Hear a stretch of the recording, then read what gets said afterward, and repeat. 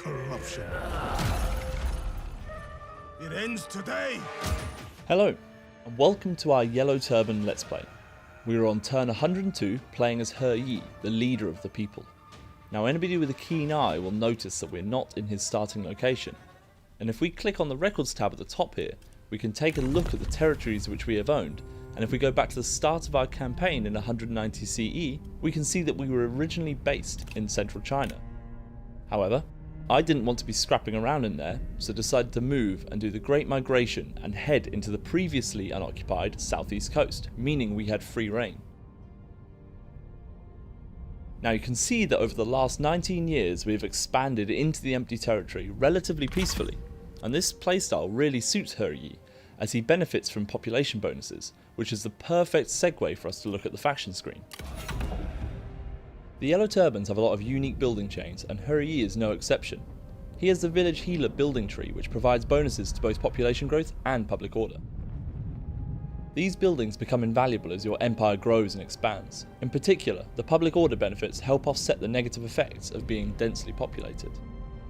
He Yi also has a unique occupation option for when we take settlements, but more of that later in this video.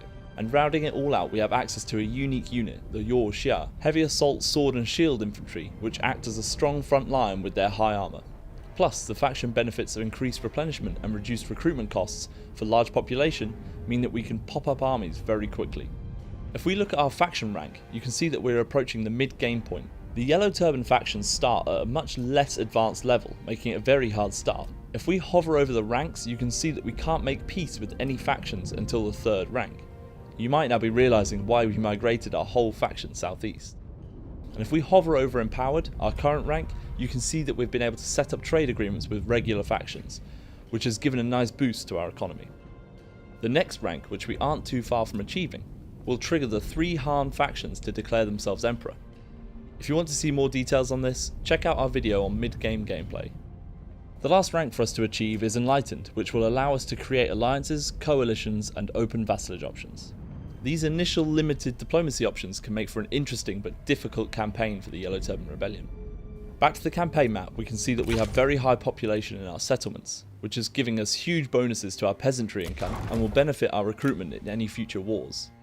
Growing and biding our time on the coast means we can slingshot ourselves into existence and rid China of its corrupt rulers and free the people.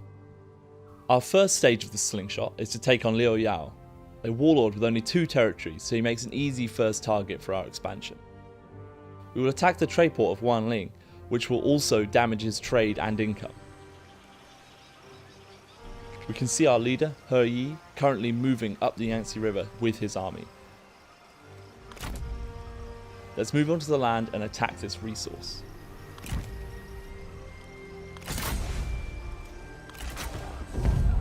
It has quite a large garrison of 2,640 to our 3,105 men. However, our forces are much higher tier and higher ranked. We'll just delegate this battle and we can get a closer look at our own units later in the video.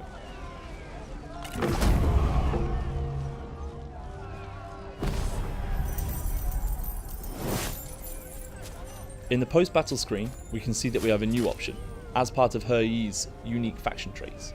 We can occupy and aid the wounded, which provides some nice benefits to help us integrate and expand into our new territory. The key things to note are the additional faction support and the huge population buff of 100,000.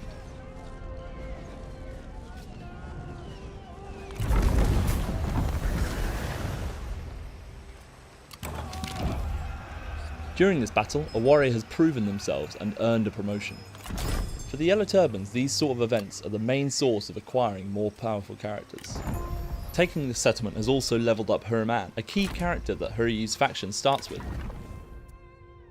Turban is a scholar, a character type unique to the Yellow Turban Rebellion which focus on engaging enemy generals. We're going to level up and add the surprise attack skill, a battle ability which increases speed and melee damage. The extra skill points have also pushed Turban's expertise points to over 100, which now means he is a legendary character. Next turn, his name will turn gold to join the other legendary characters. This can happen to any character that has a skill path of over 100 points and means he will now be harder to kill. Now any magpies watching might be drawn to this bow over here, the Black Dragon, which we acquired from our weapon craftsman. These settlements have a percentage chance of dropping weapons we can equip onto our characters or sell to other factions. In fact, Huryi also has one. We're going to upgrade the building chain here, which increases the percentage of a weapon drop. We will then end our turn and skip ahead 2 turns whilst we wait for our men to muster and move on to the capital of Luriao. So it took 1 turn for our men to muster and then another turn for us to move into Luriao's region. And seeing us attacking, his only way to ensure we don't destroy his faction was to become a vassal of Sun Jian and request that he goes to war against us as well. Now this really changes the dynamic here and gives us a real enemy to fight. As pretty much all factions hate us at the start of the game, it's not hard for vassals to start wars, and means even small enemies can cause a lot of trouble, as all warlords see us as an enemy of China. Let's get Huryi headed back towards our lands, as we don't want to get caught undefended. Now to deal with this war. We can take a sneak peek at Sun Jian's situation in the diplomacy screen. What could a traitor have to offer me? And see that he has plenty of money, but a lack of food. So let's hit him where it hurts and try to prevent him creating an overwhelming army, as he will be able to outmuscle us. We can see to our west, he has an undefended livestock farm on our border. This feels like easy pickings that will reduce his replenishment rate and supplies. Let's create a second army. First, let's reclaim some of our money and cancel that weaponsmith upgrade. We have more pressing matters to deal with. Starting with our general, I'm going to choose Zhao Chong, a level 3 scholar, to lead. Yellow Turbans also have access to captains, so let's build a balanced army with an infantry captain and a spearman captain.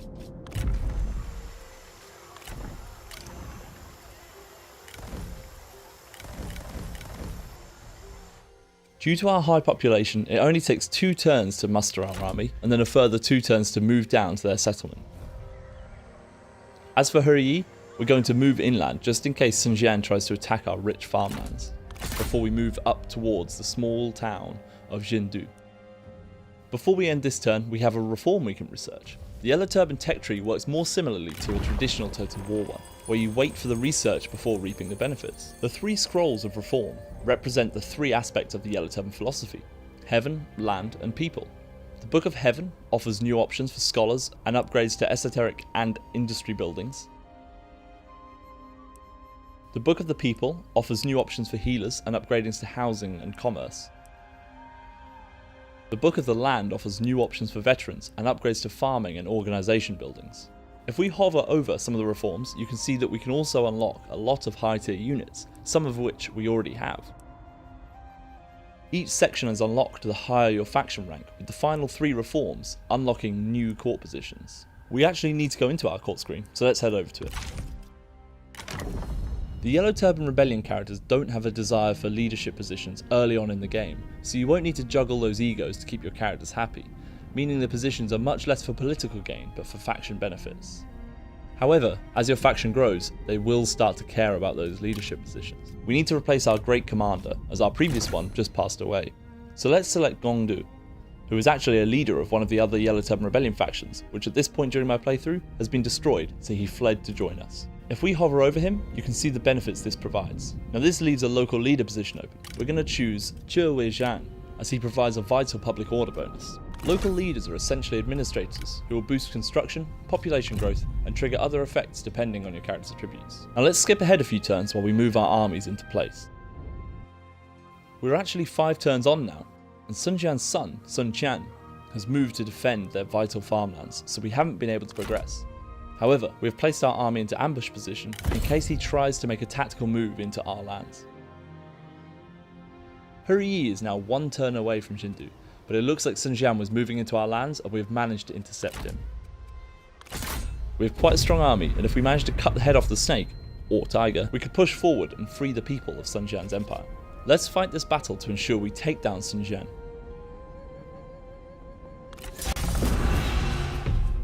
Now on the battlefield, here we are at the Battle of Jindu, potentially the future resting ground of Sun Jian and his heir, Sun Ce. We can see the town itself in the distance, shadowed by these pillar mountains. On the battleground itself, we can see the rich farmland with rice paddies, and a river creating an interesting battleground to be used as a natural defence for Sun Jian. The forest between us also gives a perfect opportunity to stay hidden, right up until we meet his army face to face, sword to sword. This battle gives us a really good chance to take a look at our unique units. Quite a few of these are unlocked from our tech tree. I'll leave the information panels up so you can pause and take a closer look if you'd like. Now let's take a look at our characters. First, Turban, who as you can see is now a legendary character with his name in gold. He excels at engaging enemy generals with his match shui, plus his ranged capability with his bow, the Black Dragon. Next we have Gongdu, a veteran who can use his two-handed mace to hold out against the bulk of the forces. And rounding it all out we have Yi, our leader and healer. He acts as more of a support unit and will inspire and support troops. However, should he get into combat, he has his spear, Ancestral Pledge, which we've unlocked during our campaign from the Weaponsmith. Now onto our army. The Yellow Turban Rebellion army, as you'd expect, is not as structured as other armies. However, they do have a lot of strengths. Formations are only available through ancillaries, like we have here, or through special units like the Bringers of Righteousness. They're a medium glaive and bow infantry with both ranged and combat capability. They've used their wealth to buy their own armour and weapons, and they can be placed into a formation as you can see here. The Yoxia are ranks of the most experienced Yellow Turban warriors and the fight against tyranny. With their strong armour and shields, they're perfect frontline infantry and start with guerrilla deployment. Contrary to that, we have the People's Warband, who are perfect for assault with their dual swords, but weak against ranged fire. Made up of merchants and craftsmen, they carry dual sabres and armour looted from city armories. Rounding out Yi's retinue, we have 2 units of Yellow Turban horsemen. Made up of brigands and bandits, they now fight for the Yellow Turban cause. They aren't the strongest cavalry, but are fast and pack a punch with a charge. Now onto Gongdu's retinue. He has an item which allows for his entire retinue to have guerrilla deployment. First, the Virtuous Noblemen, the only axe cavalry in the game. These noblemen have renounced their former warlords to seek justice and redemption, and make excellent flanking cavalry.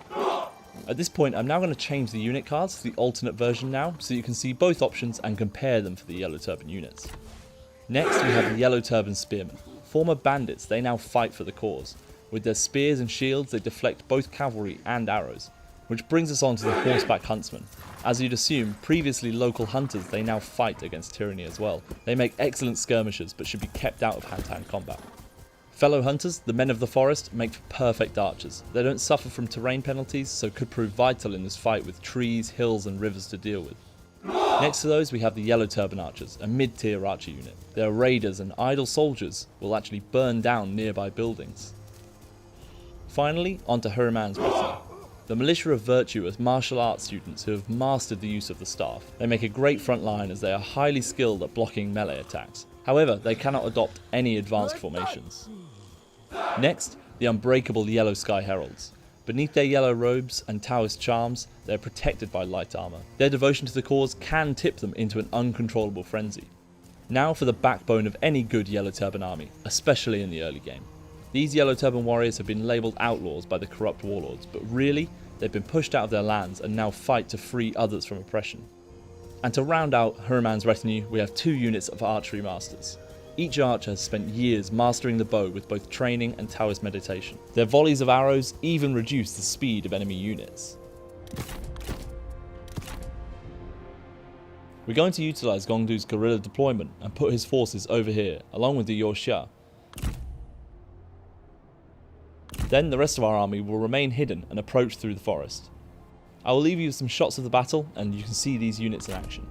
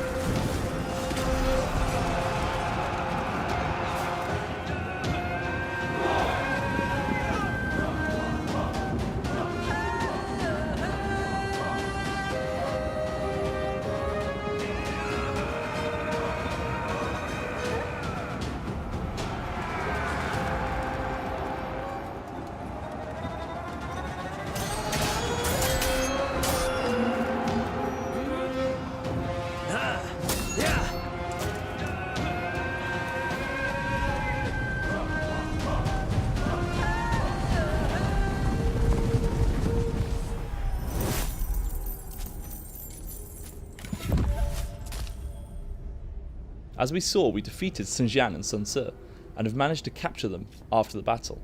We now have a choice, but do we really? The only thing to do is to kill Xinjiang and his next in line, Sun Ce. Whilst doing this, we will gain both of their horses, including Xinjiang's unique one, Heavenly Fire. We've also got access to his ancient silver sword, and I've added some footage showing Huraman and Huryi with their new prizes.